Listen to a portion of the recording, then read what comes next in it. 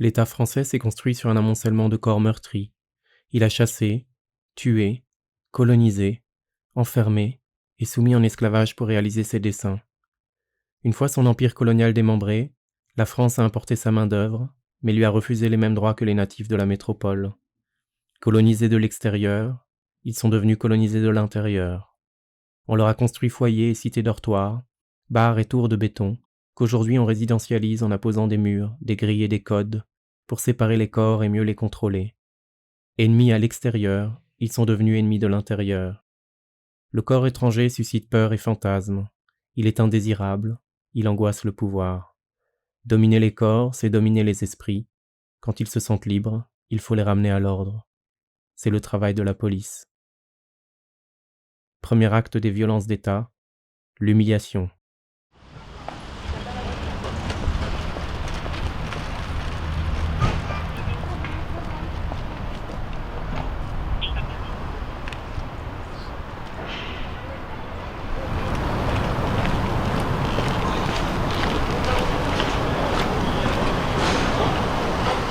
Pourquoi vous faites ça?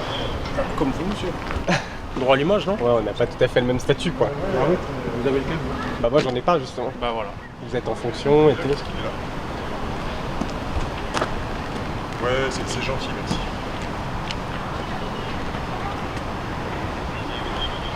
Du coup, vous venez là régulièrement ou... Ah, c'est souvent. Et ça se passe mieux depuis que vous êtes là ou pas? Enfin, c'est une simple question, hein. Sans préjugé aucun. Je n'ai pas dit que j'avais de préjugés, j'ai pas envie de discuter avec vous, monsieur. Ok.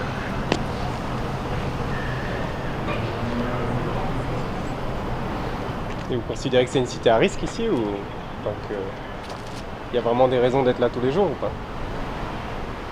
Faites attention à vos têtes si vous êtes près de nous, monsieur. Pardon? Faites attention à vos têtes si vous êtes près de nous. À nos têtes? Pas parce qu'on vous jette des trucs?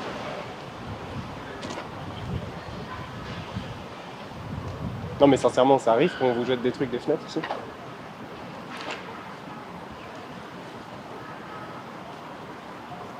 Ok. Soit.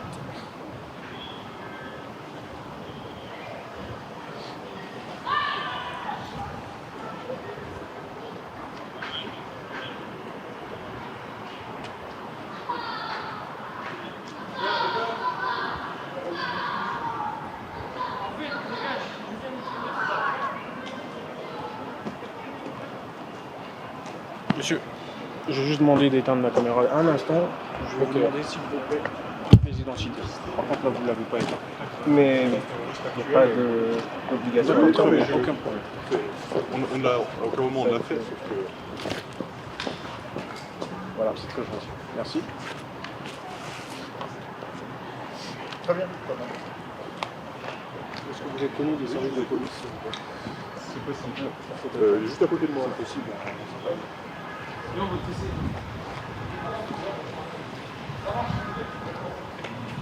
Rien d'urgent. D'accord, merci.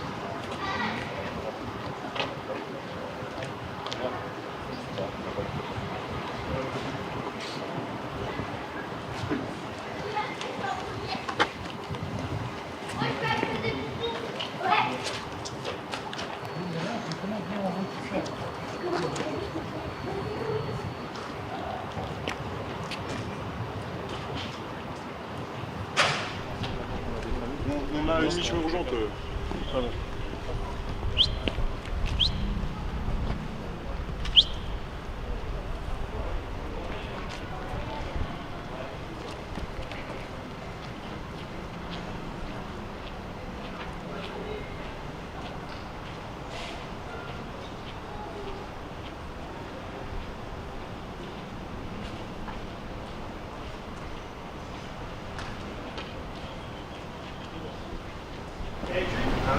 Bonjour monsieur.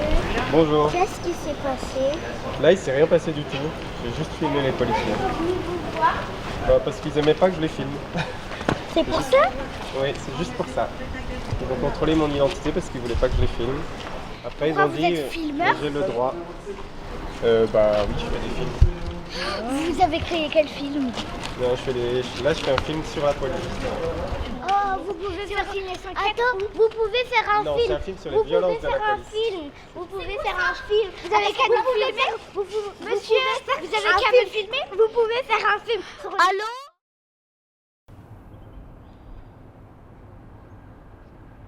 Bon, en gros, ça faisait pas longtemps, t'as vu que la BST, ils étaient là à Pantin. Et ça faisait peut-être, je crois, 3 mois qu'ils étaient là ou un truc comme ça. Et en mode, ils aimaient bien venir pour faire la mafia. Et nous, à ce moment-là, on parlait pas trop avec eux, on voulait rien savoir avec eux. Ils venaient, ils faisaient leur contrôle, les fins, ils se barraient. Il n'y avait pas de ami, on tapait la discussion, tout ça, comme maintenant. Maintenant, on parle normal avec eux. Et même si c'est toujours des chiens de la casse, mais on parle normal avec eux. Avant, là, à ce moment-là, on était posés. Et ils sont arrivés. Ils ont contrôlé, tout se passe bien, tranquille, hein, ils contrôlent, tout ça, il n'y a rien. Qu'est-ce qu'ils t'ont dit pour la chienne? Ça, c'était avant, ça, la chienne. Non, si, c'était jour. Si, C'était ce même jour, ouais, c'est moi, j'étais avec la chienne. Et carrément, juste avant, j'avais dit à Kamel, parce que moi, j'avais senti le truc. Je sentais qu'ils étaient bizarres. Quand je suis arrivé, ils m'ont dit quoi? Ils m'ont dit, dégage ton molosse avant que je lui tire dessus, ou un truc comme ça. Il m'a dit, dégage ton chien ou avant que je lui tire dessus. Et moi, j'avais dit à mon cousin, tiens, prends la chienne et ramène-la chez moi. Et dès que mon cousin il est parti, à ce moment-là, c'est parti en vrille. Il y a quelqu'un qui a lancé un truc. Et dès qu'il a lancé le truc, ils sont revenus, la BST, ils sont revenus après le contrôle. Ils sont revenus, genre, ils ont fait un demi-tour, ils sont revenus. Et ils en ont attrapé un au pif. Ils l'ont mis contre un mur, ils étaient en train de lui cogner la tête contre le mur, comme ça. Ils ont cru qu'on allait rester là, les regarder, en train de lui mettre le truc. On commence à venir, on leur dit, vous faites quoi? Ils ont commencé à se sentir encerclés, tout ça. Ils l'ont attrapé, ils l'ont mis par terre. Grenade de désencerclement, tout leur cinéma. Boum. Bon, à ce moment-là, moi je fais quoi? J'attends, je reste là. Et il y a mon frère qui descend. Et ben mon frère, comme par hasard, lui, il descend à ce moment-là. Il a choisi le meilleur moment. Il descend à ce moment-là, il y en a un qui va le chercher, il le récupère, il lui met laser alors qu'il venait d'avoir l'opération ici, là. Il lui met laser, il le met par terre. Après, il lance la grenade de désencerclement. Il y a ma mère au même moment qui descend. Moi, mon frère, il m'avait dit quoi? Il m'avait dit, ouais, en gros, bouge. Même si lui, il allait se faire embarquer, moi, il m'avait dit, vas-y, bouge, reste pas ici, tout ça. Et moi, je suis parti, j'ai commencé à avancer. Au même moment, il y a ma mère qui arrive en criant. Elle est en train de crier, oui, qu'est-ce que vous voulez à mon fils? Qu'est-ce qu'il a fait? Lâchez-le. Et elle a eu peur. Juste à, je crois, 10 jours avant, ils lui ont explosé la testicule. À ce moment-là, moi, j'entends ma mère, donc je fais demi-tour. Et quand je fais demi-tour, ben, j'entends le policier qui est en train de lui crier dessus, lui dire « Ferme ta gueule, toi, ferme ta gueule !»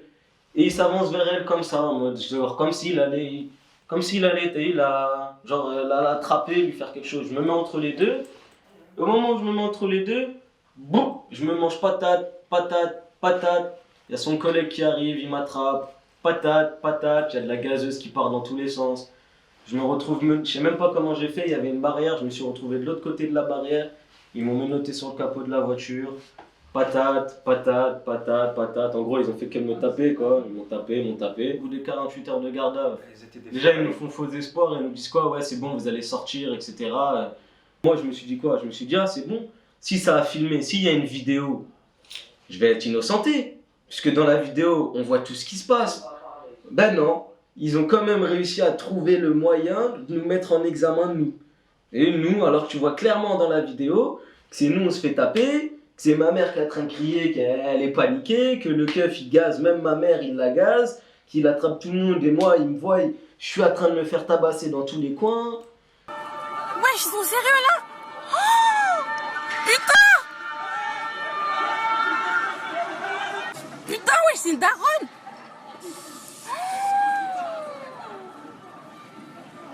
Oh putain.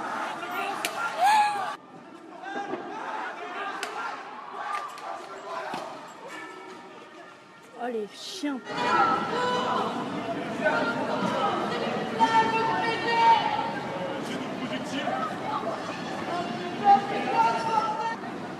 Je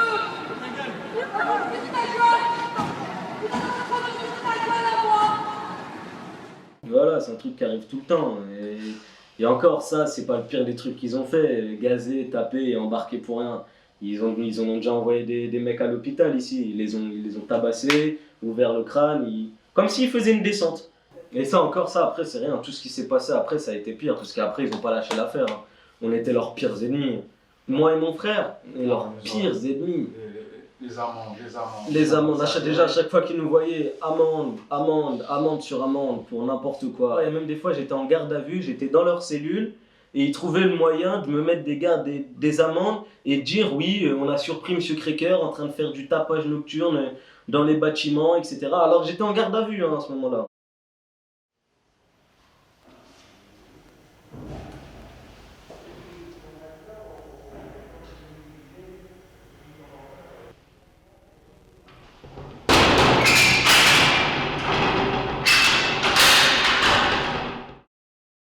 Mais il était peut-être 19h, les oreilles rentrent, et puis il me dit voilà, il y a la BST qui est en train de violenter des gamins en bas, dans le hall des meubles.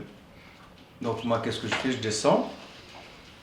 Et puis ils aiment pas trop les témoignages, ils n'aiment pas les témoins. Donc s'ils font des choses pas réglementaires, ils aiment bien les faire sans témoin. Donc moi je descends et puis je reste dans le hall, je regarde. Ah, il y en a un qui me dit ah, il vous a envoyé votre femme? Je lui dis il m'a envoyé où? Je lui dis je suis chez moi là, c'est le hall des meubles, je descends, j'attends quelqu'un. Ah, il m'a dit d'accord. Et après, il m'a dit attendez-vous que vous allez recevoir une amende ou 2 peut-être, ou même 3. Je lui dis faites votre travail, c'est tout. Je lui dis. Et donc, le lendemain, moi j'étais à 15h en train de faire une sieste, parce que je travaille tôt le matin. Et puis j'entends toc toc toc sur la porte. 15h30. 15h30, ouais. Ouais, début des hostilités. Donc j'ouvre la porte, et puis je vois un OPJ et un flic et 3 baqueux. Je lui dis oui, c'est pourquoi? Donc ils ont poussé la porte, ils sont rentrés, ils m'ont dit oui, on est venu chercher votre femme. Je lui ai dit ma femme, qu'est-ce qu'il a fait? Elle m'a dit il a jeté une bouteille d'eau, je ne sais pas quoi, par la fenêtre sur un policier. Et je lui ai dit c'est faux, il n'a rien jeté du tout.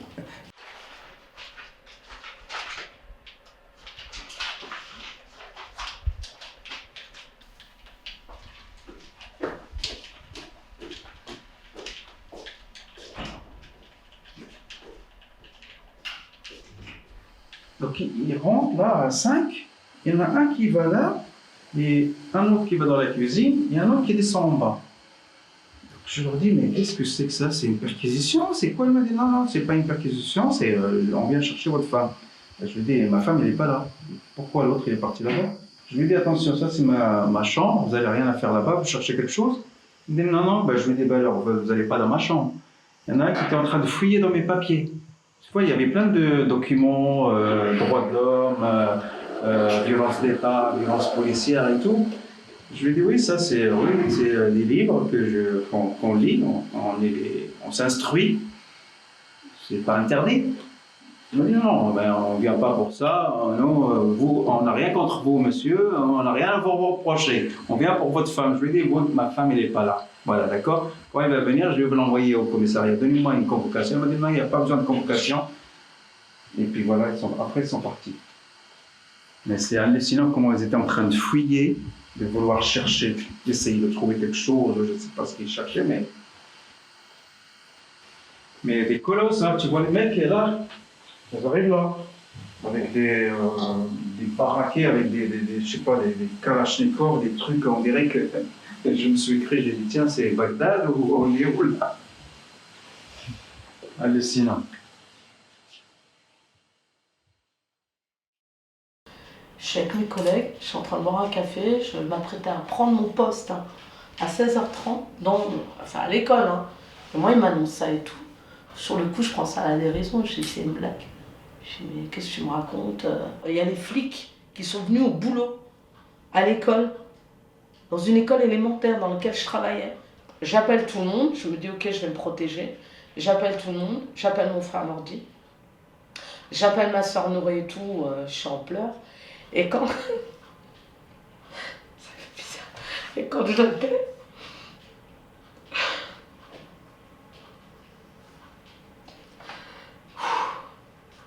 Ouais, ça fait bizarre d'en parler. Mais en fait... C'est une histoire qui ne se terminera jamais en fait. Si, ça se terminera, mais Ouais, parce ça que, se tu vois, terminera. ils ont pensé qu'en faisant ça, ils allaient m'atteindre. En fait, tout ce qu'ils ont fait, c'est qu'ils m'amènent à les détester plus. Et que cette même personne qui m'a accusée quand je suis intervenue en bas dans l'immeuble, parce qu'il faut savoir que je suis intervenue pour un jeune qui est un ami à Bilal, il lui cognait la tête contre les casiers. Et à ce moment-là, ma question elle a été de me dire j'interviens pas et tout. Et je leur ai dit mais qu'est-ce que vous faites, vous n'avez pas le droit de faire ça.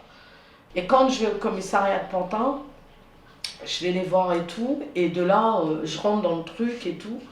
Et moi, je sais qu'Aziz avec moi, je sais qu'il y a mon frère Nordine et tout. Et on me dit, bah, Madame Créquin, vous êtes en garde à vue pour 24 heures. Je suis menottée. T'as plein d'écrits comme ça. Voilà. Tout ça pour te dire qu'on est des voyous. Ouais. Et qu'on va se retrouver encore au tribunal de Boboche. Encore. Pour je sais même pas à quoi m'attendre, mais je suis sûre qu'on va lui demander du fric. Ça m'étonnerait pas, tu vois. Parce qu'apparemment, il y en a un, il est en arrêt encore.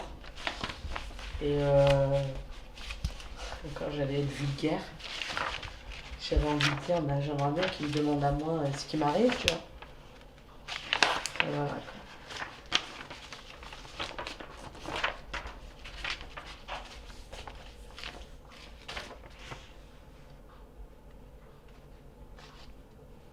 Il y a eu des périodes où il pétait les plombs. Là, le téléphone, quand il saute, il sonne. C'est chaud. En même temps, comment tu vis sereinement avec ce genre de harcèlement?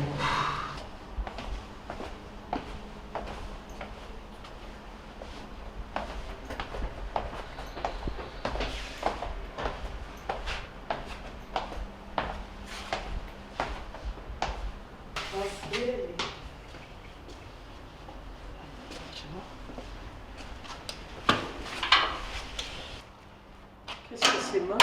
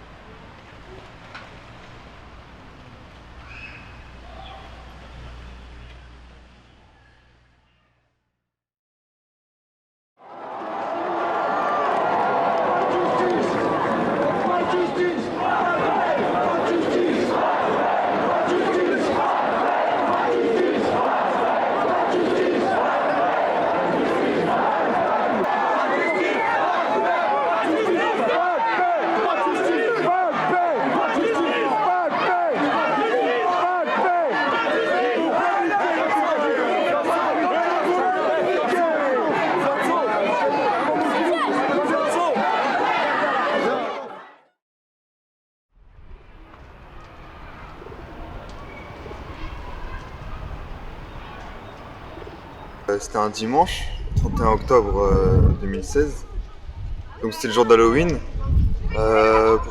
Pour Halloween, il y a eu un événement, c'était un rodéo sauvage. Genre. Et donc voilà, le rodéo il est passé par le quartier pour aller prendre des clichés à la butte d'Orgemont, hein, à côté. Et en passant par le quartier, bah, il y a la police qui ont voulu intervenir.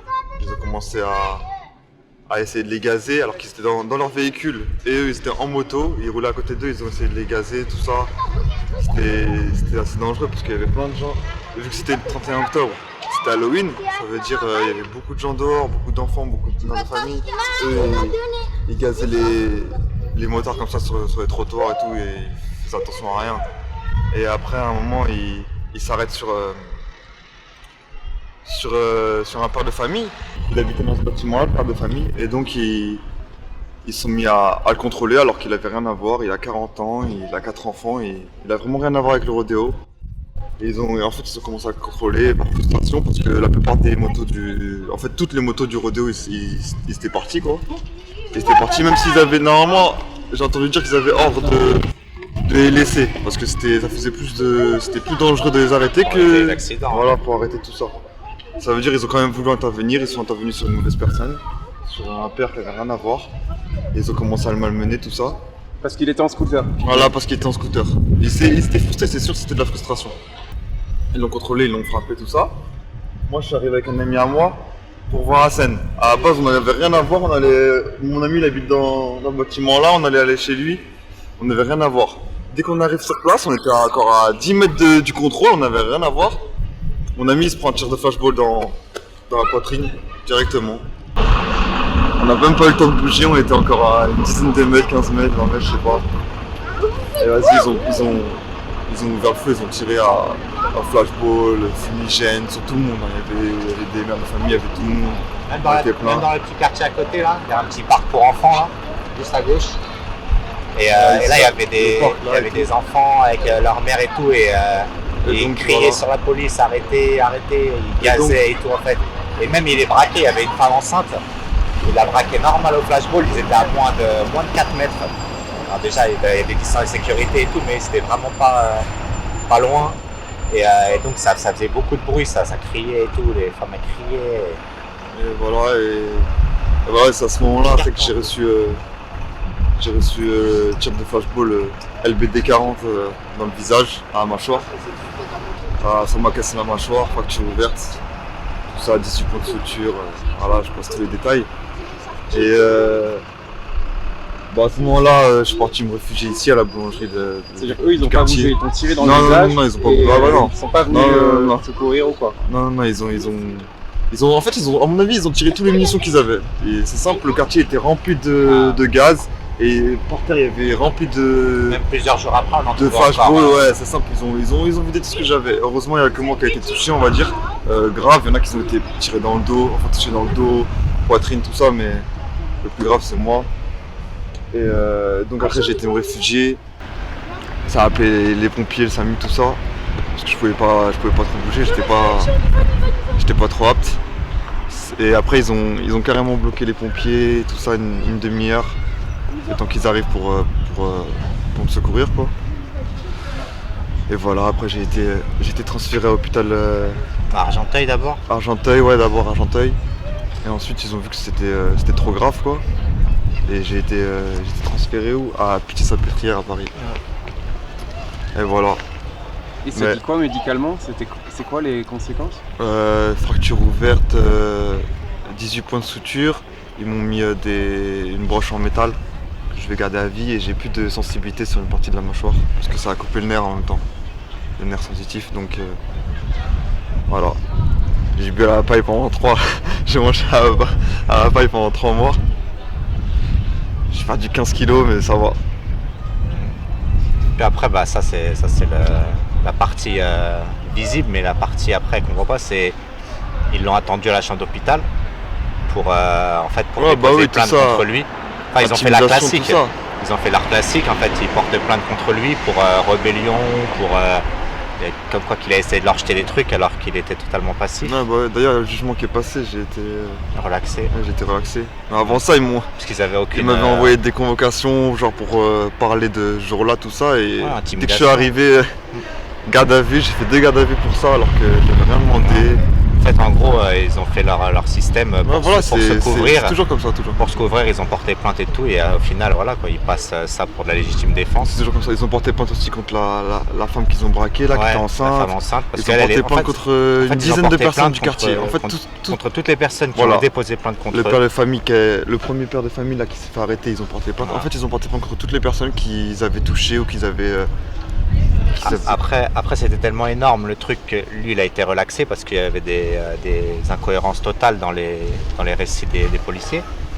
Mais par exemple il y en a d'autres qui ont pris sur ça, qui ont pris du sursis. Ouais. Alors qu'ils sont victimes. Ouais, et les policiers ils ont rien.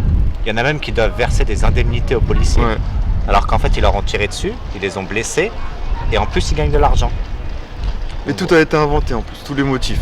Il y en a un, il a pris apologie du terrorisme, alors qu'il avait rien à voir, il était avec son neveu, genre c'était Halloween, il était venu juste pour voir son neveu, il n'est même pas d'ici, on le connaît même pas. Il est venu, genre ils lui ont inventé. En fait, sur chaque personne, ils ont inventé un motif. Il y en a, c'était agression, il y en a, c'était apologie terroriste, il y en a, c'était, je sais plus, menace de mort. Enfin, pour chaque personne, ils ont inventé un motif. Et donc, Pour la femme enceinte, elle a pris rébellion, outrage. Genre, elle avait carrément frappé. Ah oui, oui. Elle avait frappé. Parce qu'elle était enceinte, mais elle avait aussi un nourrisson, un bébé dans les bras. Ils avaient carrément dit quoi? Ils avaient carrément dit qu'il lui avait mis un coup de bébé. Elle avait mis un coup de bébé au policier. Genre son bébé dans les bras. Elle avait son bébé dans les bras. Elle lui a mis un coup de bébé. Là, ils savent plus quoi inventer. Mais c'est comme ça depuis tout le temps et ça restera comme ça.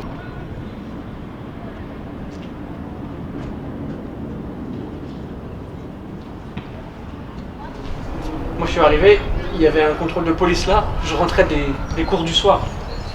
Je suis passé tout droit comme ça, j'ai avancé tout droit et il y avait quelqu'un dans la cité qui faisait le bruit de la poule, du poulet. Et ça a agacé la police, c'était un peu partout, c'était la brigade canine de Cergy. C'était là un peu partout, ils contrôlaient là.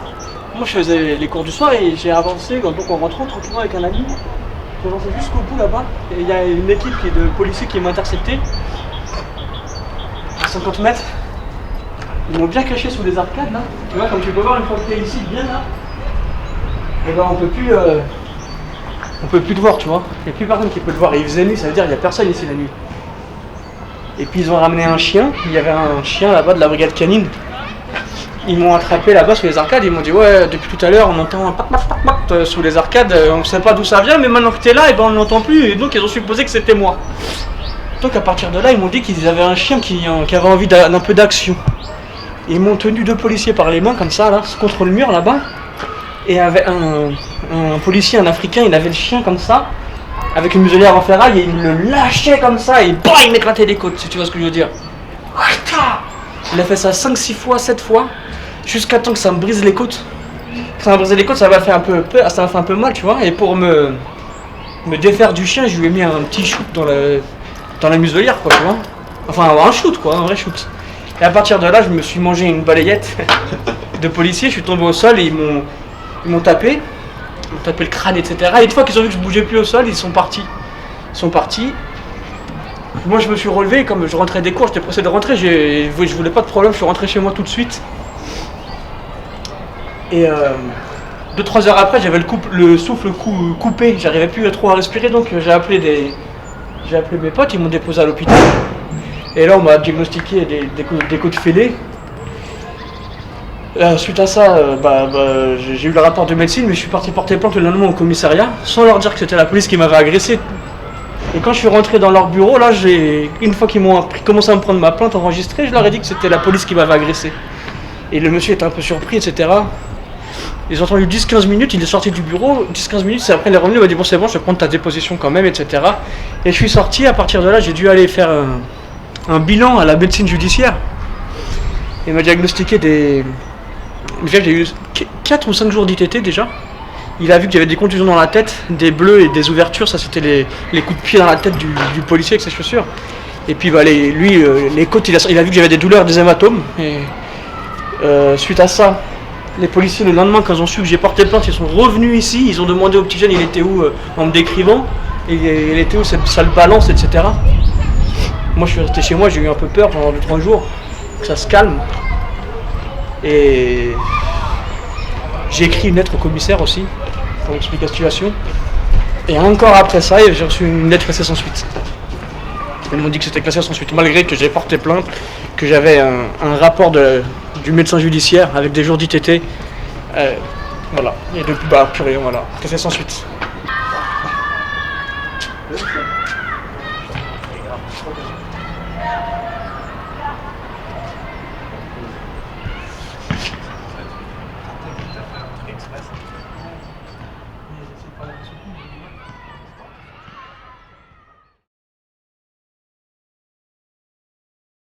Le corps étranger, de surcroît s'il est pauvre, n'est pas autorisé à être désinvolte.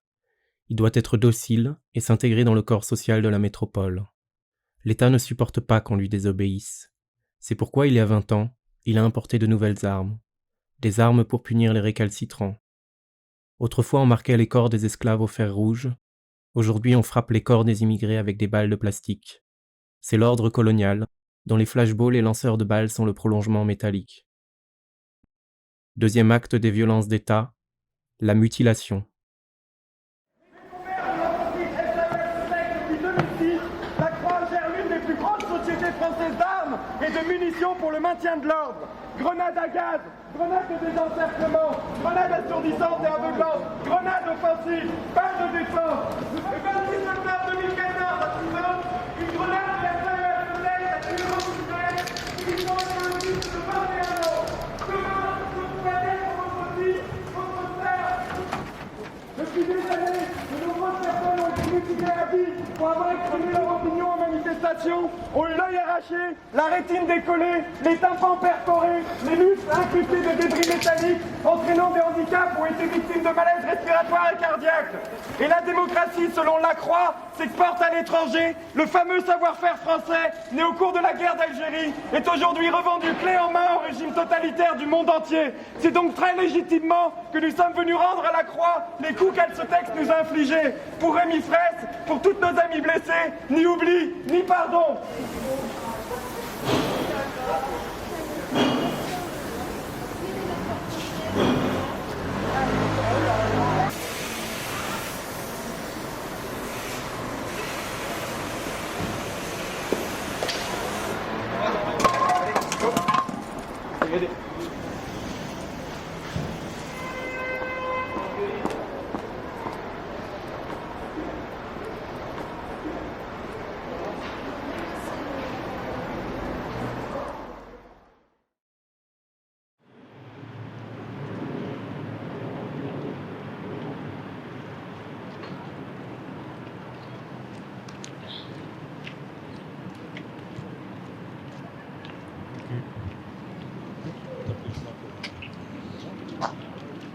Du coup, toi, t'arrivais de la mosquée et tu savais qu'il y avait des trucs qui se passaient sur la dalle? Voilà, pas c'est forcément. ça. Si, je savais un peu, mon père il m'avait dit de pas monter sur la dalle, mais je suis quand même monté pour rejoindre mes potes un peu. Et j'ai pris le chemin, et il y avait la police, ils étaient par ici. J'étais un petit peu choqué, mais il n'y avait rien de grave encore. Pas d'affrontement. Et du coup, c'était soir de fête, donc de toute Voilà, façon, c'était l'idée 14 c'était de juillet. rejoindre Mes potes. Voilà. C'était en même temps le 14 juillet et en même temps la nuit du destin. Donc ils revenaient de la mosquée parce que les gens prient une bonne partie de la nuit à la mosquée pour la nuit du destin. Donc ça c'est le fait religieux.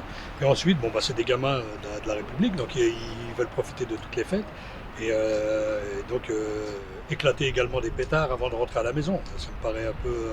voilà, c'est logique, quoi. Des fêtes comme ça, en général, ils appréhendent ou je sais pas, j'ai l'impression qu'ils se mettent en exercice sur terrain réel pour voir comment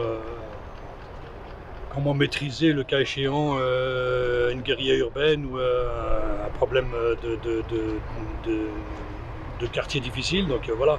Et ils se mettent vraiment dans la peau de la, on va dire, pour la répression, tout simplement. Ils sont là juste en vue d'une répression en cas de débordement, et puis en fin de compte ils la créent eux-mêmes, puisque en titillant les gamins ou en se mettant en face d'eux comme ça et tout, ça fait normalement une provocation qui amène à ces situations-là, logiquement.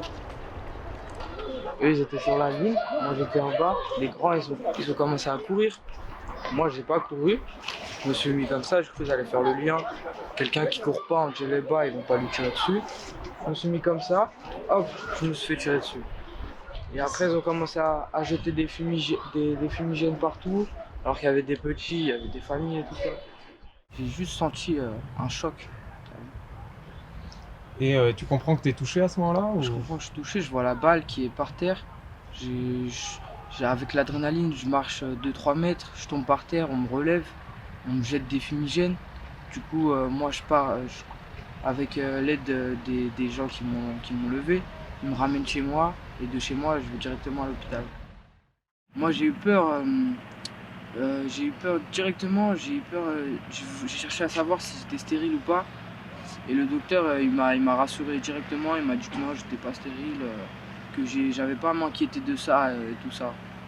que c'est pas la plus grave des blessures parce que ça n'a pas touché la totalité. C'est difficile d'en parler à cause de l'endroit où j'ai été touché, mais ça, je suis pas traumatisé ni rien, quoi. Je suis plus fort que ça.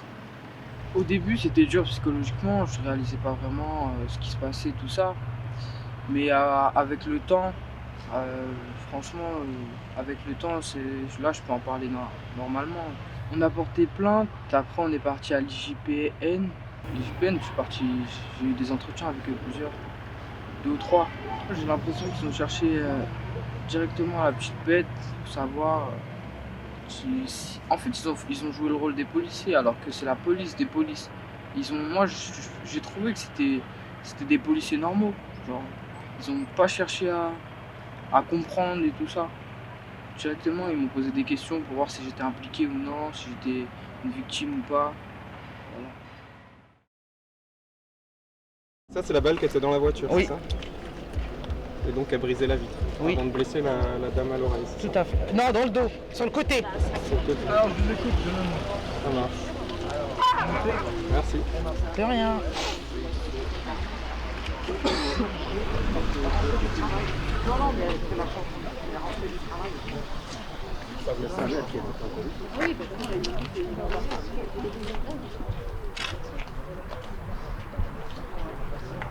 Il va cache-cache. Ah, ça se cache, hein. Ah, vous assumez pas vos actes? Il est où, Mister Baver?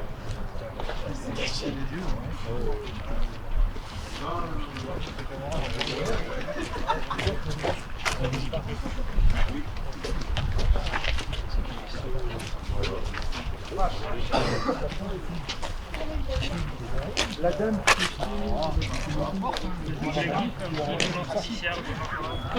Faut tout filmer, monsieur. Ça sert à rien ton truc, hein, ça empêche pas ma caméra, hein, laisse tomber. Ça sert absolument à rien. Les vieilles techniques pour empêcher les gens de dire la vérité. Hein. C'est très drôle. On a l'habitude. C'est ça, ouais. Ça sert absolument à rien. De toute façon, vous avez toujours des non-lieux, donc vous en foutez. Hein. Quand vous arrachez les yeux des gens, vous avez toujours des non-lieux. Vous êtes bien agressif? Ouais. Non, je suis pas agressif, il dit la vérité. Non, il dit la vérité et je suis tout à fait d'accord avec lui. Si pour vous la vérité c'est agressif,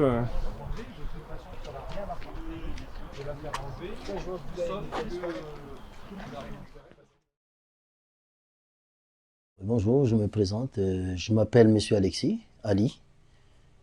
C'était un événement brusque, ça s'est passé en 1999, en bas de chez moi. Je suis allé chercher mes enfants et ma femme après les courses. J'ai remonté les enfants, puis je suis redescendu pour prendre les courses. Et comme par hasard, je montais avec les courses, j'avais les sacs de courses dans les mains. Et j'ai entendu une détonation, pouf, je me suis retrouvé par terre.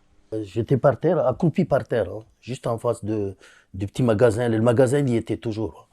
Et j'étais accroupi par terre parce que le sang coulait. Hein. J'avais l'œil le globe de l'œil est sorti et le sang coulait sur mes vêtements. Et ça coulait, je me mettais à genoux comme ça.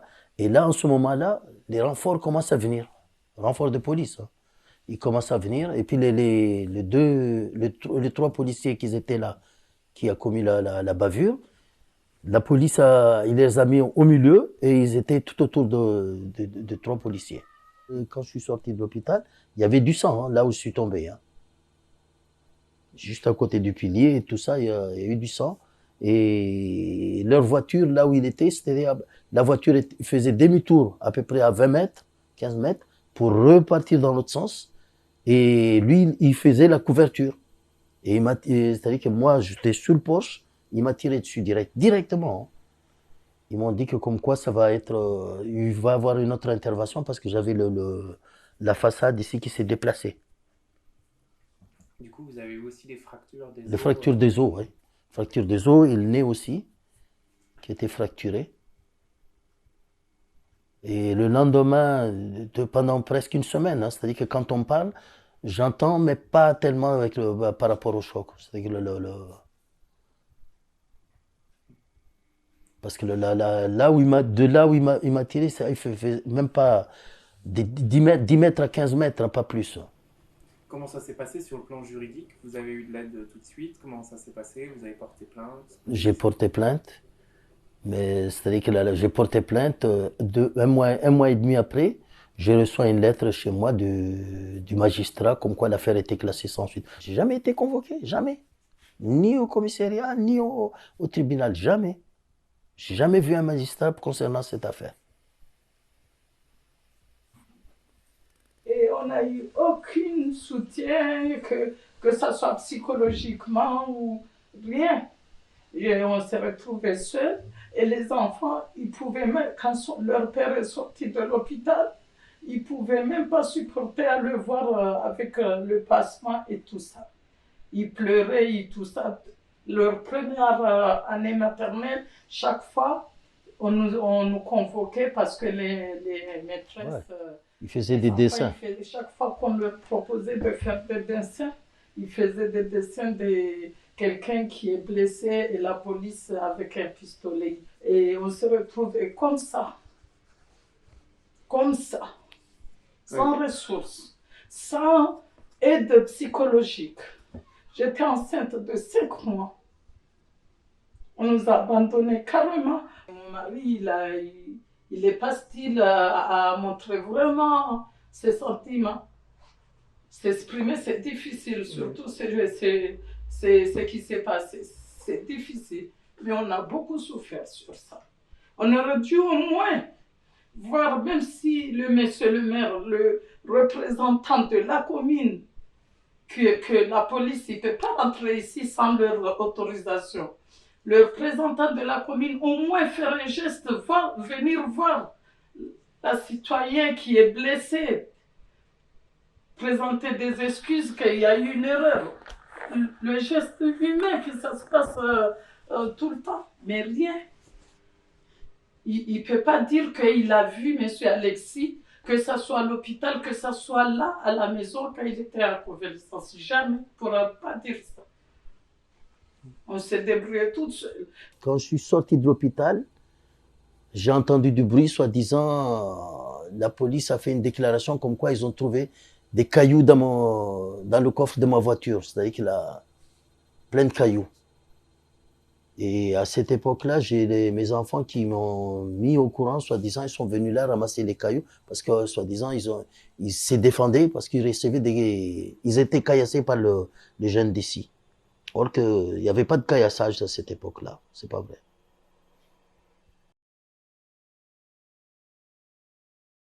Il y a les corps qu'on abîme et il y a les corps qu'on élimine. Officiellement, ils ont aboli la peine de mort. Mais à l'ombre de la République, on assassine encore. L'État a horreur des corps qui ne se domptent pas et des esprits qui ne se contrôlent pas. Alors plutôt que d'accorder la liberté ou d'admettre son impuissance, il faudra les neutraliser. Plus besoin de guillotine ou de potence, puisqu'il y a les policiers. 3e acte des violences d'État, la mise à mort. On va y aller.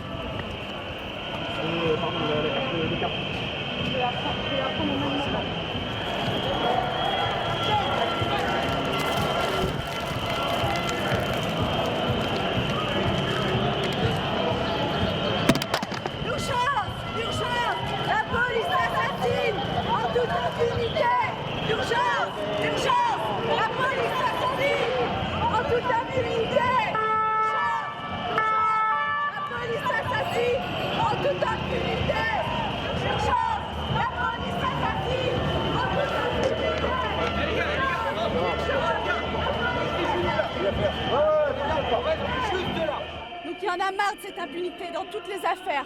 La mort de Rémi Fraisse, c'est la conséquence de cette impunité qui existe depuis plus de 30 ans en France. Donc stop à l'impunité. Et moi, on est venu leur dire qu'il ne fallait pas qu'ils manifestent aujourd'hui. C'était inadmissible. Après les révélations du journal Mediapart sur le mensonge d'État.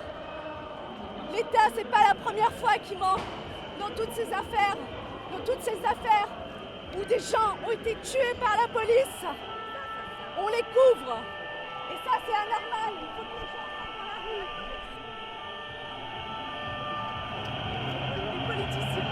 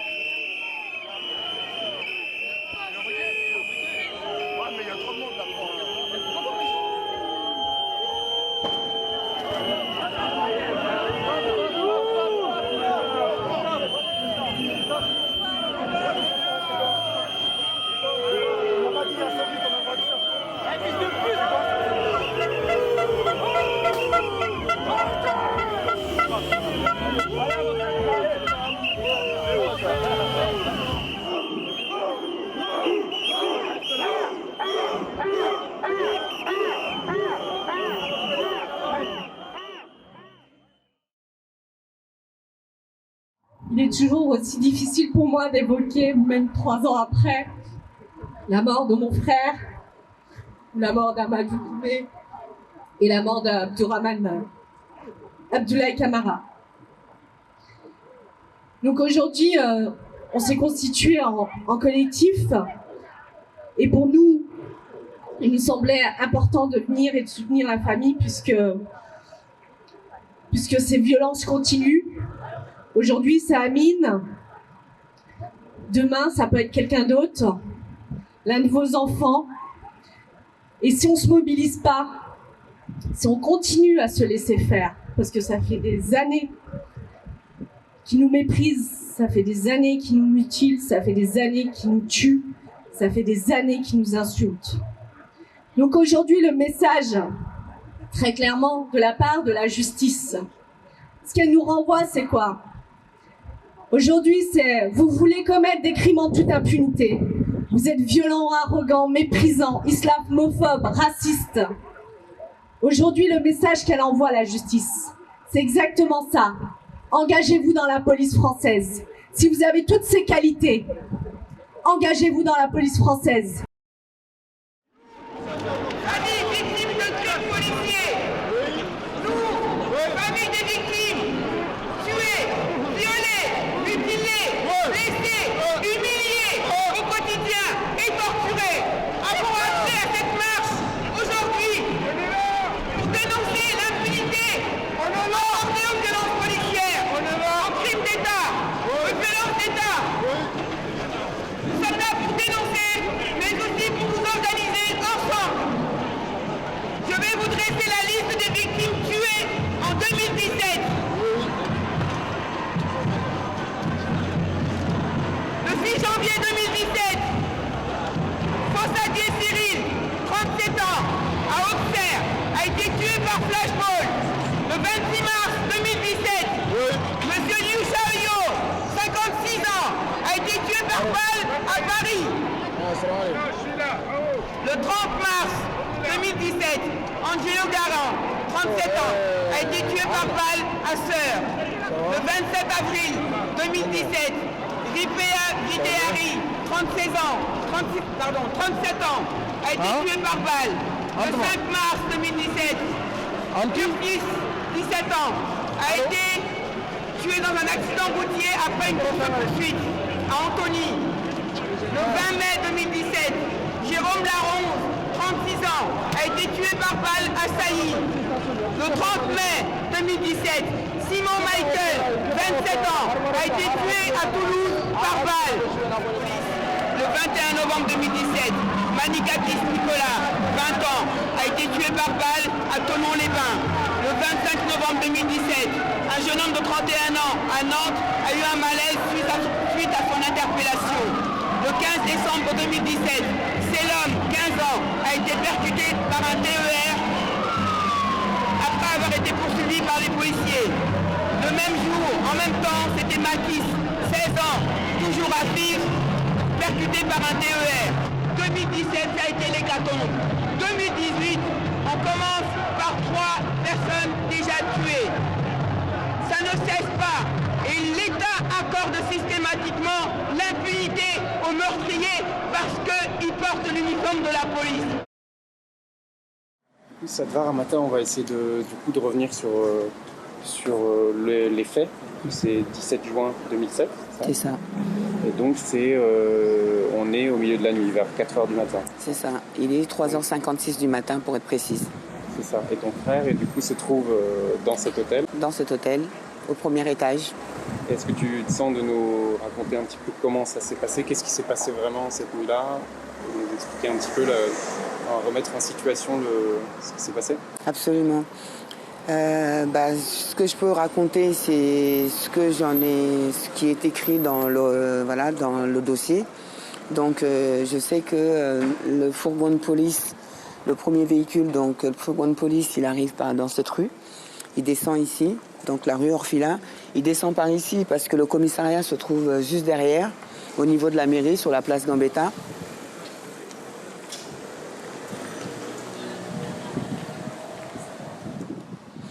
Et le fourgon se gare ici. Dedans, il y a 3 policiers. Il y en a 2 qui vont descendre et traverser, venir jusqu'ici. Traverser là. Et le 3e va arriver avec quelques secondes de décalage. Et donc, il y a la policière qui passe sur le trottoir, tandis que le chef d'équipage, lui, va passer sur la chaussée pour traverser en face de l'hôtel. Donc ici, en fait. Et donc, il y avait une 2 chevaux ici et une Peugeot 205 ici. Et en fait, l'espace entre les 2 véhicules se trouve pile poil devant l'hôtel. Et donc, le policier qui est le chef d'équipage chez Mertens, lui, va traverser ici entre les 2 véhicules. Et là, il va déclarer qu'il va voir 2 beaux mollets. Et il va demander au propriétaire des mollets de sortir. Et donc, Lamine va commencer à sortir. Mais lui va dire qu'il a eu peur, au vu de la taille des mollets de Lamine, de perdre le contrôle de la situation si Lamine se retrouvait debout. Du coup, en même temps, il va demander à la policière qui s'appelle Rouxel d'attraper les chevilles de Lamine dès qu'elle le peut pour le plaquer au sol. Et donc Lamine va, voilà, chose qu'elle va faire, Lamine va tomber face contre terre. Il va hurler de douleur et le cri de douleur va être entendu dans le bâtiment en face au 6e étage. Et pendant ce temps-là, ici, au 2e étage, il y a un couple de médecins, témoins de la scène directe, qui avaient appelé pour tapage nocturne dans l'hôtel. Ils ne savent pas du tout si Lamine est lié aux événements dans l'hôtel ou pas. Le policier va expliquer que, en fait, ils vont interpeller Lamine pour sa sécurité parce qu'ils voient une flasque de whisky dans le caniveau à côté. Et donc, voilà, à ce moment-là, il y a le 2e véhicule qui arrive dans cette rue. Et pile poil...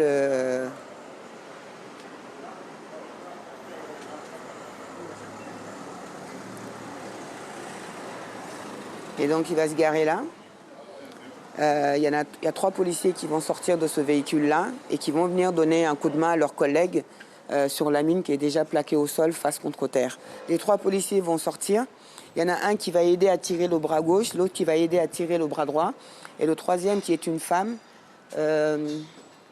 Laurence Petiot, elle va se positionner à l'entrée de l'hôtel pour assurer un périmètre de sécurité. C'est elle qui le déclare dans sa déposition. Et donc ils vont sortir le bras droit, qu'ils vont poser sur la nuque ici. Le bras gauche, ils vont le replier dans le dos, normal, et ils vont passer les menottes comme ça. Ils vont menotter comme ceci. C'est à ce moment-là que le 3e véhicule arrive. Et dedans, il y a 2 policiers, un lieutenant et un capitaine. Et c'est là que la décision va être prise d'attacher les chevilles de Lamine avec une ceinture de contention en cuir. Donc ensuite, ils vont le traîner d'ici jusqu'au fourgon qui est garé ici. Et donc, ils vont le poser ici dans le fourgon, face contre terre. Et ils vont s'agenouiller à plusieurs sur lui. Il va y avoir un policier sur son épaule gauche, un sur son épaule droite, un sur son bassin. C'est le capitaine, le plus lourd des 8 policiers. Et il va y avoir le 4e policier qui va être sur les jambes repliées jusqu'aux fessiers. Et il va s'agenouiller sur les jambes repliées. Un témoin va descendre du haut de la rue. Il va déclarer avoir vu l'agitation. Il va s'arrêter ici. Il va regarder dans le fourgon. Et il dira que les jambes de Lamine dépassaient à ce moment-là du fourgon de police. Qu'il va regarder pendant une minute ou 2. Et qu'on va lui demander de partir. Il va continuer à descendre la rue de la Bidassoa, aller faire sa course sur la place Gambetta, revenir et qu'à son retour, Lamine est toujours dans la même position, c'est-à-dire face contre terre dans le fourgon de police. Qui là, il va encore s'arrêter, il va regarder et que là, on va encore le dégager et donc il va rentrer chez lui. Et donc Lamine va mourir dans le fourgon ici. Il va vomir d'abord, respirer son vomi, il va mourir, perdre connaissance. Il y a un policier au 1er étage qui va déclarer, qui est le lieutenant Parsol, qui va déclarer avoir entendu « il ne respire plus ». Et c'est lui qui va descendre du 1er étage. Et c'est à son arrivée ici qu'ils vont enfin décider d'enlever les menottes de la mine, des poignées de la mine. Parce qu'avant ça, le capitaine qui est dans le fourgon et agenouillé sur le bassin explique qu'il pense que c'est une simulation de la part de la mine. Et donc lui, quand il descend, il va demander à enlever les menottes. Ils vont enlever les menottes et ensuite ils vont poser le corps sur ce passage piéton-là. Les pompiers vont arriver une demi-heure plus tard. Et en fait, ils n'ont pas le bon équipement. Donc il y a un deuxième véhicule de pompiers qui va arriver, de SAMU, avec le bon équipement, parce qu'ils disent que dans l'appel qu'ils ont reçu, il est indiqué que c'était une personne malade. Et donc, ils ne pensaient pas que c'était une personne qui avait perdu connaissance, qui était inconsciente et que donc il faut un appareillage spécifique pour la réanimation. Et c'est pour ça qu'il va y avoir donc un deuxième véhicule. Et le deuxième véhicule va arriver avec à un quart d'heure d'intervalle. Donc, c'est-à-dire 45 minutes après la perte de connaissance de la mine, avec le médecin. Et donc, ils vont procéder à la réanimation sur ce passage piéton, qui va durer aussi une demi-heure. Et le médecin va déclarer le décès à 5h15 du matin.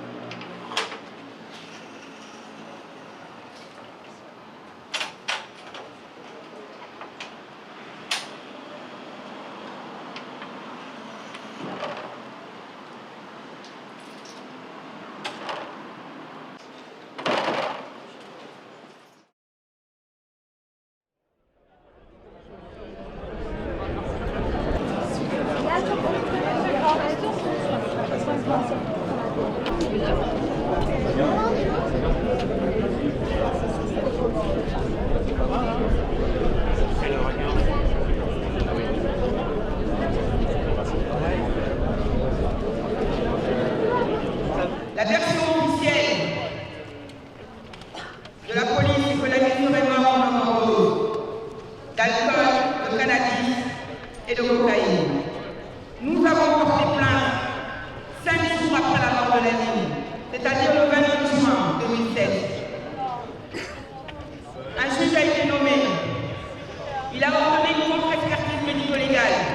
Et les résultats de la contre-expertise disent que la mine est morte d'une asphyxie mécanique par suffocation due à l'appui facial contre le sol avec pression du sommet de la tête. Donc, il ne s'agit plus d'une overdose. La version officielle est mensongère. Ces résultats sont dans le dossier depuis fin 2007, décembre 2007, 6 mois plus tard. Le juge n'entendra pas compte. Il va, en 2014, prononcer un non-lieu. En 2015, la Chambre de l'instruction de Paris va confirmer le non-lieu. On va encore faire appel. Et cette fois, on va passer devant la Cour de cassation, qui va mettre 2 ans avant de confirmer définitivement le non-lieu. Donc, en juin 2017, la juridiction française nie le droit à la justice de la famille Dieng et de la mine Dieng. Le non-lieu veut dire quoi? Qu'il ne s'est rien passé. Il n'y a pas lieu d'ouvrir un procès. Il n'y a pas matière à ouvrir un procès. La vie de la mine ne comptait pas aux yeux de ce juge. Elle ne comptait pas non plus aux yeux des policiers qui l'ont tué, qui l'ont torturé pendant 30 minutes jusqu'à ce que mort s'enfuit. Nous nous sommes battus et nous continuons à le faire. Et nous continuerons à le faire. Aujourd'hui, notre dossier est à la Cour européenne des droits de l'homme. Et on attend la décision de la Cour. Ce combat que nous menons depuis 12 ans, nous l'avons fait pour la mine, pour obtenir justice pour la mine, mais pas que. Nous l'avons fait pour que cela ne se reproduise plus. Que d'autres familles ne se retrouvent plus jamais dans la même situation que nous. Pour appeler la société à la vigilance, à surveiller le travail de la police. La police est armée, elle est formée pour réprimer. On a tous été éduqués avec l'idée que la police est là pour protéger et servir. C'est faux. On ne fait que le constater jour après jour. Elle ne protège pas et elle ne sert pas. Au contraire, elle réprime, elle mutile, elle viole et elle tue. La police assassine, la police mutile, la police assassine, la police mutile. Justice pour la mine. Justice pour la mine. Vérité pour la mine. Vérité pour la mine. Justice pour la mine. Justice pour la mine. Vérité pour la mine. Vérité pour la mine. Pas de justice. Pas de justice.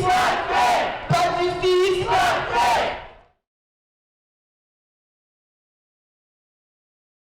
Quand il s'agit de neutraliser les corps indociles, la police agit avec mépris et dégoût, porte des gants et se pince le nez.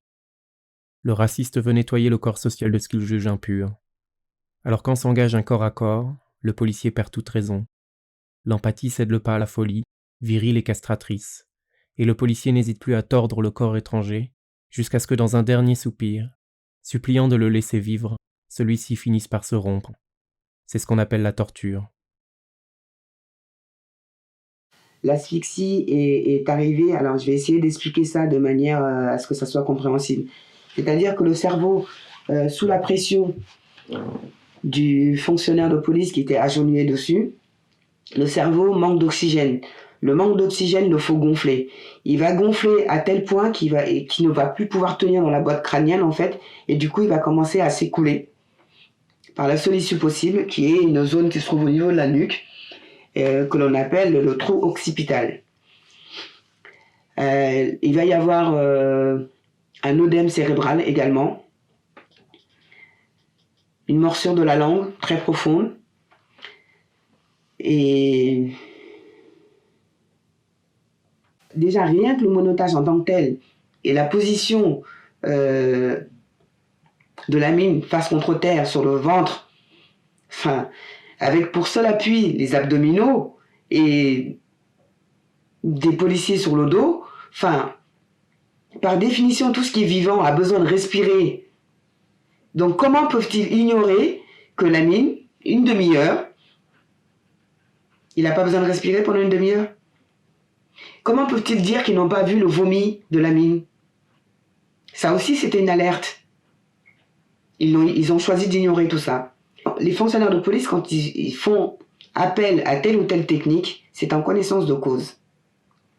Ils savent, ils choisissent le moment où ils vont faire usage de telle ou telle technique d'immobilisation. Il y avait une volonté de nuire à l'intégrité physique de la mine. C'est de la torture, c'est pas autre chose. C'est pas autre chose. D'ailleurs, au-delà de la mort, hein, ce qui m'insupporte le plus, c'est ça. C'est ce que la mine a subi pendant ces 30 minutes. C'est juste... Ouais, c'est de la torture, c'est insupportable. C'est ça qui est insupportable. J'ai du mal à imaginer comment... Il faut une certaine dose de cruauté, en fait, pour faire ça à un être humain. Et que parmi les 8, mais il n'y en a pas un, une seule seconde qui s'est dit « ça suffit, c'est pas nécessaire, en fait, ce qu'on est en train de faire.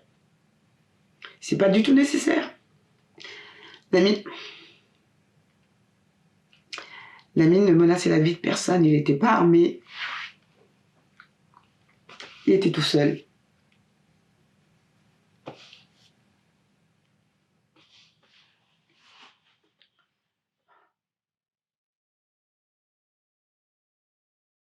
Moi, je reçois un coup de téléphone de mon beau-frère qui me dit que mon frère est tombé dans le coma. Je pense que c'est un coma éthylique. Donc je suis à ce moment-là à Lyon. Lorsque j'arrive à l'hôpital, en fait, je rentre dans la salle et là, d'un coup, je comprends tout de suite qu'il a été tapé, quoi. Je vois mon frère et ce qui se passe, c'est dans le coma, en fait, il y a une machine automatique qui le force à respirer. Donc je le vois avec des coups et je vois aussi que son corps, en fait, il fait un effet de yo-yo et j'entends des machines à côté, des pip, pip, pip, pip, pip. On nous explique que c'est qu'il a été retrouvé comme ça par des policiers. Et à ce moment-là, je me dis, bon, bah, les policiers lui ont sauvé la vie. C'était la première image que je me suis dit. Je me suis dit, il a dû, voilà, se faire un ennemi et voilà, quoi. Et en me disant que la police lui a peut-être sauvé la vie, quoi. Et heureusement que la police était là. C'était l'image que je me faisais. Cette image-là sera, quand j'en parle avec ma famille, elle sera partagée un petit peu par l'ensemble de ma famille. On se dit, bon, bah, voilà. Donc on va avec ma mère, je me souviens qu'il faisait un petit peu frais. Il y avait le commissariat qui était pas très loin, le commissariat Pélissier. Avec ma mère, on y va pour demander qu'est-ce qui s'est passé. On nous dit, écoutez, revenez demain. Et à ce moment-là, encore une fois, on s'est dit, bon, bah, on verra, quoi, mais écoutez, on n'a rien contre vous, mais on veut juste comprendre et tout. À ce moment-là, jamais on n'aurait pu imaginer que c'était les policiers qui lui ont fait ça. Donc au commissariat avec partie de ma famille qui est maintenant au chevet de mon frère. Et lorsqu'on entre, on tombe sur plusieurs personnes qui nous agressent, qui nous disent vous savez, il avait de la drogue, il était un petit peu... il était très difficile comment dire, alors c'est quoi le terme? Il avait une force extraordinaire, il avait une force surhumaine, vous savez, il avait de la drogue, il est arrivé et puis au commissariat, bah voilà, il tombait dans les pommes. Il tombait dans le coma. Et là, on comprend qu'on nous ment. On se rappelle à ce qu'a dit les personnes, ce que nous ont dit les personnes le matin, et on comprend très rapidement que ça tient pas la route, quoi. Que c'est pas dans l'ordre des choses, quoi. Et qu'ils sont coupables. Dernièrement, en fait, on a demandé l'enregistrement de la salle des geôles. Salle des geôles, c'est-à-dire que mon frère a été tabassé dans le couloir du commissariat. Et la salle des geôles, en fait, elle filme à l'opposé, en fait, de là où il est tabassé. C'est-à-dire qu'il est tabassé dans le couloir, la salle de geôles filme de ce côté-là. Et à un moment donné, un des policiers impliqués arrive dans la salle des geôles.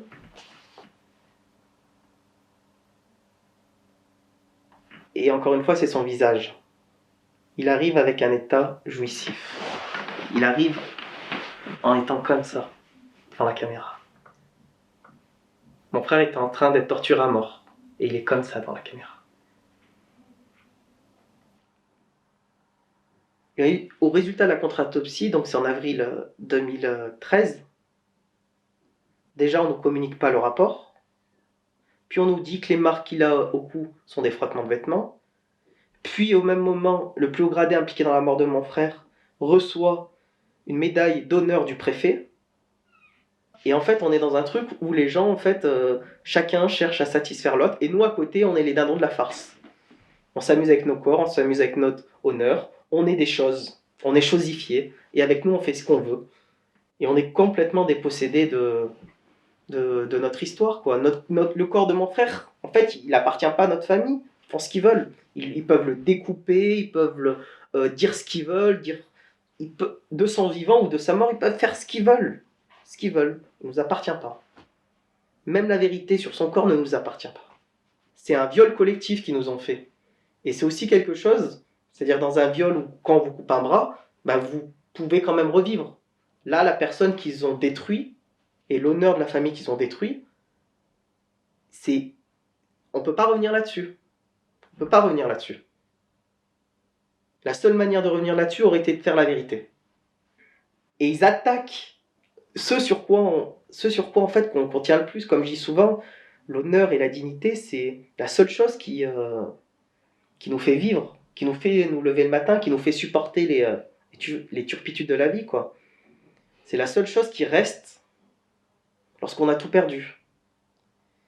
Et à ce moment-là, c'est la chose qu'on nous a attaqué. Et les personnes qui ont attaqué ça, ils l'ont attaqué au nom de la France. Et c'est ça c'est comme si on nous disait, au nom de la France, on vous déshonore. Au nom de la France, vous ne valez rien. au nom de la France, votre souffrance ne vaut rien. Voilà. C'est-à-dire qu'on se permet de venir, de vous détruire, et après, lorsque vous êtes en bas, on vous éjecte. Et on vous dit, maintenant, vivez, si vous voulez, vivez un petit peu comme si on était des animaux du bétail, comme si on était des poules dans un poulailler, quoi. C'est-à-dire, oui, vas-y, mange, si tu veux, mange, mais reste à ta place, quoi. On t'accepte quand tu es invisible. À partir du moment où tu commences à dire non, tu commences à demander tes droits, là, on ne t'accepte plus. T'as des gens qui représentent l'État, qui représentent la France, et qui vous disent, vous ne valez rien, on fait ce qu'on veut avec vous. Comment vous pouvez vivre dehors? Tout vous rappelle qu'on vous insulte, tout vous rappelle qu'on vous méprise. Donc à un moment donné, soit on change les choses et on se dit non, parce que je fais aussi partie de ce monde-là, soit on accepte d'être méprisé. Et le problème, c'est si on accepte d'être méprisé, comment on fait pour vivre en fait? Comment on fait pour vivre en fait? C'est déjà que la vie elle est compliquée, mais si vous acceptez en plus de n'être rien dans votre être, dans votre corps, en fait, c'est pas possible, quoi. Qu'est-ce que j'ai honte d'avoir cru à ce qui était écrit derrière Macron quand il souhaitait les vœux, la liberté, l'égalité, la fraternité. Qu'est-ce que j'ai honte d'avoir cru à la déclaration des droits de l'homme, qui n'était que des déclarations. Qu'est-ce que j'ai honte de vous, les touristes, quand vous regardez vos yeux émerveillés et vous ne voyez pas que tout ça n'est que du maquillage. Qu'est-ce que j'ai honte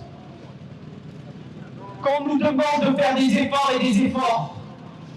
Quand on nous demande, quand on ne voit pas qu'on tend la main, qu'on demande simplement la justice de manière non violente. Quand on se fait insulter, quand on se fait cracher dessus, quand on se fait mépriser, alors qu'on demande simplement le respect de nos droits. Quand on nous demande d'être complices de notre malheur. Quand on nous dit que nous avons la haine, sans voir qu'on a la haine de l'injustice. Quand on nous dit qu'on fait preuve de vengeance, quand on demande des réparations, simplement pour se reconstruire. Qu'est-ce que j'ai honte? Qu'est-ce que j'ai honte qu'on dit qu'on va faire des débats et qu'on interdit les manifestations et qu'on n'écoute même pas les besoins qu'on manifeste. On nous demande d'être patient. Ça fait 7 ans qu'on est patient. Le corps nous l'a rendu 6 mois après les faits. C'est quoi le rapport au temps? Quand il fallait faire la vérité médicale sur la mort de Lucie, morte il y a plusieurs millions d'années, c'était 2 semaines. On attend toujours la vérité médicale 7 ans après, malgré les scanners, malgré des radios, malgré des témoins. C'est quoi ce rapport au temps? Vous savez, ceux qui nous dirigent, ils savent très bien ce qui se passe. Ils savent très bien qu'avec les gilets jaunes, par exemple, qu'il y a plein de personnes qui ont des gueules cassées. Ils savent très bien qu'il y a des gens qui perdent la vie.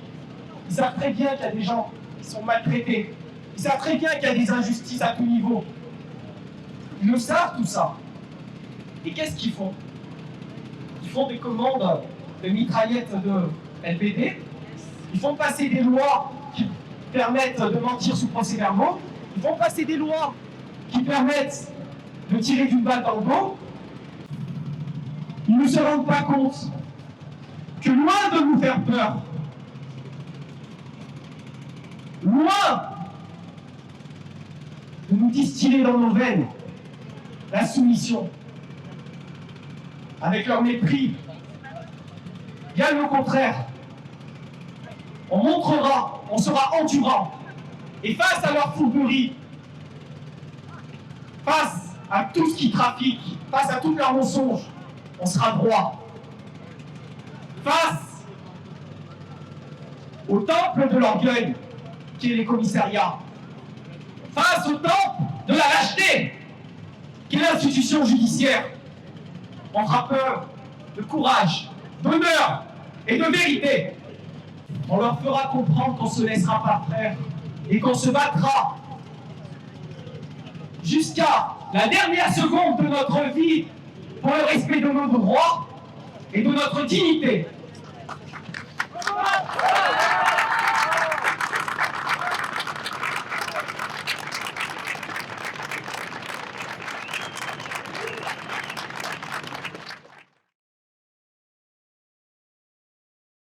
Le monde contemporain se nourrit d'individualisme.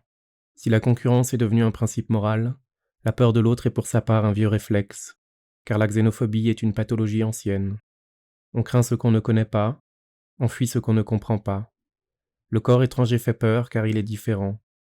Tantôt perçu comme un monstre viril, tantôt comme un être animé de vices, le corps étranger concurrence les corps autochtones et menace la survie d'une société occidentale animée depuis toujours par cette phobie de ce qui n'est pas comme elle. Blanche et pure, pudique et normée, inspirée de mythologie gréco-romaine.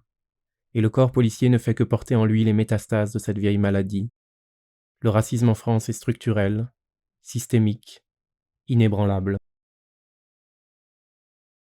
C'est un combat qu'on ne peut pas mener seul. C'est un combat qu'on doit mener ensemble. Moi, j'ai besoin de vous. On a besoin de vous. Je ne peux pas mener ce combat sans vous. C'est un combat qui appartient à toute la France. C'est un combat qui n'appartient plus à la France, à la famille Traoré. Mes petits frères sont en prison. Aujourd'hui, il n'y a aucun de mes petits frères à côté de moi sur ce camion pour marcher avec moi. Nous avons commencé mes premières marches avec tous les frères d'Adama Traoré. Aujourd'hui, tous mes petits frères sont en prison. Ils ont mis tous mes frères en prison. Il y a la 5e expertise de mon petit frère qui est sorti. Aujourd'hui, Adama Traoré, d'après la France, d'après l'État français, mon frère est mort de drépanocytose. C'est incroyable. Qui peut dicter, qui ordonne d'écrire des mensonges sur les expertises de nos frères quand nos frères se font tuer par la police et les gendarmes? Aujourd'hui, en rentrant chez vous, vous pouvez mourir parce que nous sommes dans un État où les policiers déshumanisent nos frères, où nos frères sont considérés comme des animaux, où on les crache dessus, où on les tutoie, où on les frappe, on les viole et on les tue. Mon frère est mort à cause de ce système. Et c'est ce système-là qu'on doit renverser. Pourquoi je dis que je pense que c'est une dimension raciste, c'est que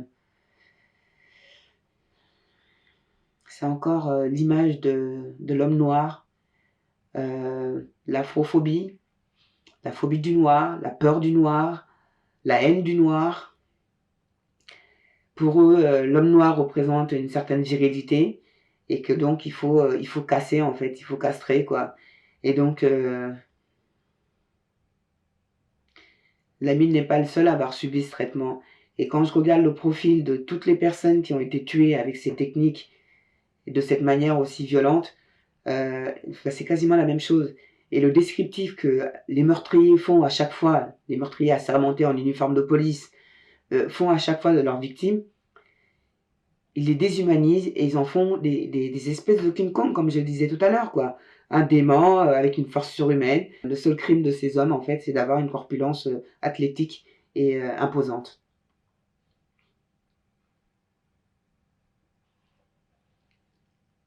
Donc, ouais, c'est carrément raciste. Le traitement des policiers, la réaction des policiers dans les quartiers populaires depuis des décennies, on n'en parle même plus. Le harcèlement policier, les palpations, les humiliations, les insultes racistes. Oui, le racisme en France est institutionnalisé, aussi simple que ça. Et ce racisme-là, on le retrouve aussi dans la décision de justice qui a été prononcée par le magistrat instructeur, par la chambre de l'instruction et par la cour de cassation. Nous allons que sur ces non-lieux. Hier, la famille d'Angelo a eu un non-lieu aussi. Aujourd'hui, on m'associe pour la famille d'Angelo qui a eu Angelo qui a reçu 7 balles dans son corps. Aujourd'hui, nous avons un État qui va donner un non-lieu pour la famille d'Angelo. Et ça, c'est inadmissible. Il y a eu la famille Naningay, exactement, où pareil, on a donné un non-lieu. La famille de Morad a eu aussi un non-lieu. Il y a la famille de Wissam Keissi qui se bat sur contre-expertise, sur contre-expertise. Ils n'ont pas le droit de décider quand est-ce qu'on doit mourir et quand est-ce qu'on doit vivre. 3 mois après l'histoire de mon frère, il a été arrêté pour avoir jeté un jet de pierre. 3 mois après l'histoire de mon frère, le fils de Sarkozy a fait la même chose. Il a jeté des projectiles sur des gardiens de la paix. Il a été traité de petit con. Le père de Sarkozy, Nicolas, est parti voir, ah c'est un petit con, vous comprenez, ah, c'est bon. Terre à faire. Moi j'avais déjà fait des soirées où ça se passait comme ça, où t'avais des gens qui faisaient un petit peu trop la fête et les policiers ils disaient c'est des petits cons, allez, des soirées étudiantes. Et mon frère, lui, non, c'était pas un petit con. Mon frère, c'était pas un petit con. Mon frère, fallait lui faire comprendre dans sa chair il fallait lui remettre à sa place et lui rappeler qu'il valait rien. Et cette question-là, se dire pourquoi certaines personnes ont droit à l'erreur et d'autres n'ont pas le droit à l'erreur, parce que dans la tête de ces policiers-là, la vie de mon frère n'était pas légitime. Et puisqu'elle n'est pas légitime, une erreur d'une vie qui n'est pas légitime est impardonnable. Et là-dessus, c'est pas loin d'une pensée raciste en fait. Pour eux, c'est comme ça. C'est-à-dire que si mon frère il a fait ça, donc il fait partie de la race des racailles, dans la race des mauvais, et ces mauvais-là, c'est rendre service à la société de les éliminer. C'est vous qui me donnez de la force, c'est un combat qui vous appartient. On va continuer à marcher. En tout cas, vous rentrez dans l'histoire. Depuis 2 ans, toutes les personnes qui sont là, qui continuent à rentrer dans les rangs, vous rentrez dans l'histoire d'Adama Traoré, vous rentrez dans l'histoire d'un changement. Vous pourrez dire que vous avez participé à un changement dans l'histoire de France pour que nos vies valent d'être vécues. En tout cas, on va continuer à marcher. Merci, merci, merci d'avoir répondu.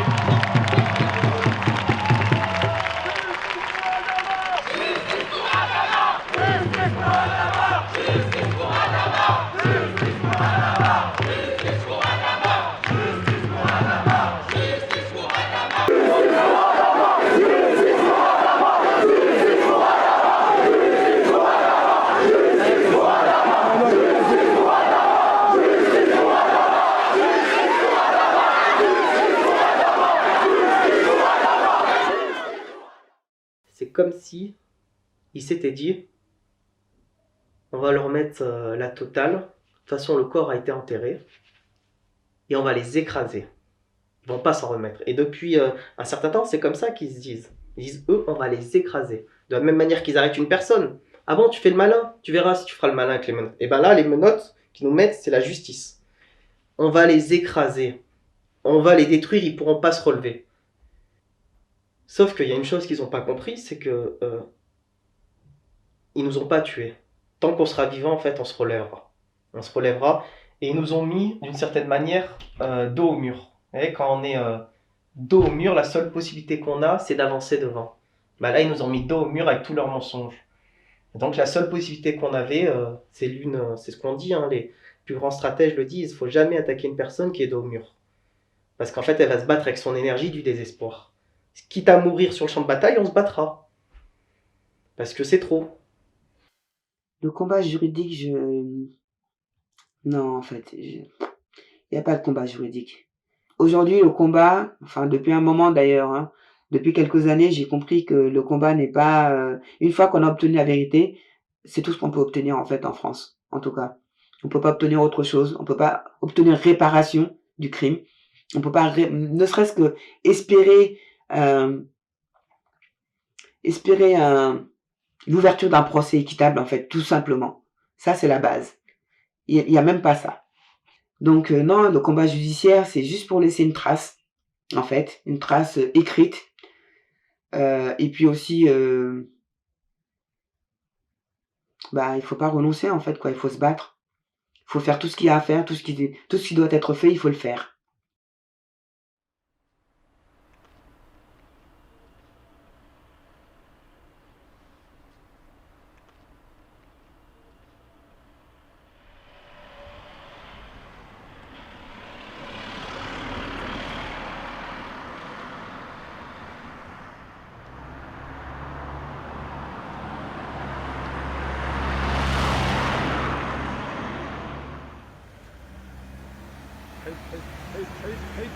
ممدوح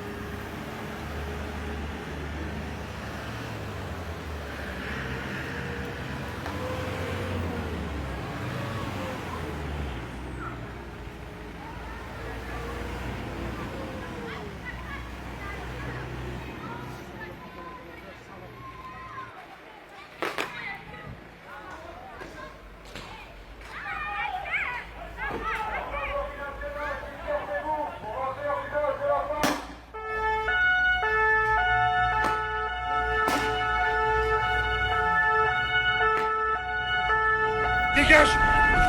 Dégage! Voilà, t'as vu comment c'est?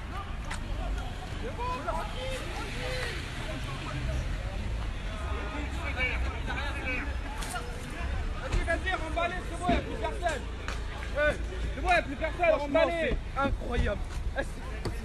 Pourquoi tout ça? Pourquoi tout ça? C'est trop wesh. Non, franchement. Eh monsieur. Attends, je veux. Ah, c'est un petit, c'est un petit, hein. Eh, vous êtes neuf, c'est un petit.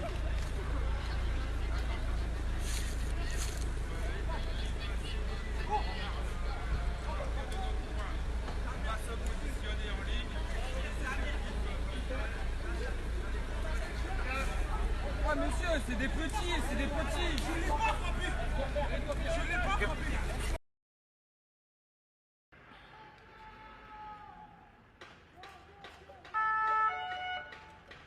Gendarmerie nationale, dispersez-vous, on va faire un peu d'info.